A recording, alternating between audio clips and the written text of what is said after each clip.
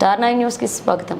ఇక డీటెయిల్స్ చూస్తే మహనీయుల స్ఫూర్తిని మనమంతా ఆదర్శంగా తీసుకోవాలని జిల్లా కలెక్టర్ కోయ శ్రీహర్ష సంబంధిత అధికారులను ఆదేశించారు. శనివారం జిల్లా కలెక్టర్ కోయ శ్రీహర్ష సమీకృత జిల్లా కలెక్టరేట్లోని సమావేశ మందిరంలో నిర్వహించిన జి వెంకటస్వామి జయంతి వేడుకల్లో అదనపు కలెక్టర్లు జె అరుణశ్రీ, జీవి శ్యాంప్రసాద్ లాల్తో కలిసి పాల్గొన్నారు. ఈ సందర్భంగా జిల్లా కలెక్టర్ కోయ శ్రీహర్ష, అదనపు కలెక్టర్ జీవి శ్యాంప్రసాద్ లాల్ మాట్లాడుతూ మారుమూల ప్రాంతంలో జన్మించినప్పటికీ జీవితంలో గొప్ప స్థాయికి ఎదిగిన మహనీయులు కాగా వెంకటస్వామి జీవితంలో అనేక పదవులు చేపట్టి ప్రజలకు సేవ చేశారని, అటువంటి మహనీయులు మన ప్రాంతంలో జన్మించడం మనందరికీ గర్వకారణమన్నారు.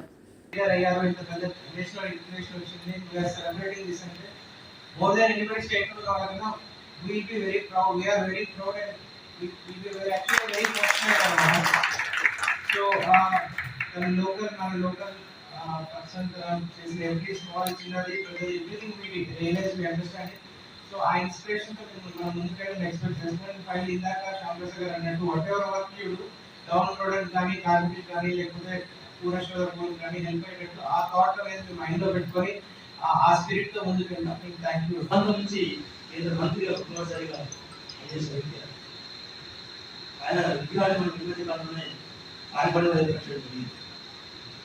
నిరంతరము తెలంగాణ కోసం పోరాటం చేసిన విద్యార్థి అప్పుడున్న తొలి తెలంగాణ ఉద్యమాలు కావచ్చు, రైతుల ఉద్యమాలు కావచ్చు, పార్టీకి లభితారు తెలంగాణ కోసానికి బాగా నిజంగా సలహా సూచనలు అందరికీ ఇస్తూ వచ్చారు.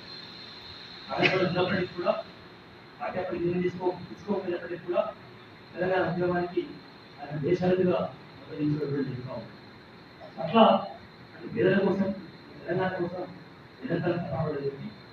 నేను ఆ మహాయుడు లేకపోతే ఈరోజు చాలా మంది కార్మికులకు అప్పులు లేదు కాదు. ఈరోజు మామూలు సెలవుల కోసం పోరాటం చేసి పోరాటం చేస్తూ వచ్చింది. వారి పోరాట ఫలితంగానే చాలా మందికి ఇల్లు వచ్చినాయి, చాలా కార్మికులకు అప్పులు వచ్చినాయి. ఈరోజు ఆ అప్పుల యొక్క ఫలితాన్ని అనేది అందుకే ఈరోజు కోల్పేట ఏరియాలో వెంకటస్వామి గారు కార్మికుల గుండెల్లో ఉంటారు. అట్లా ఆయన చేస్తే ఉన్న మహానుభావుడు. సో వారి ఆశయాలకు అనుగుణంగా మనం పనిచేస్తూ మంచి విషయాలు ఉంటాయి. మీరు ఏ పని చేసినా కూడా మీ పని వల్ల పేదవాళ్ళకు కాస్త మేలు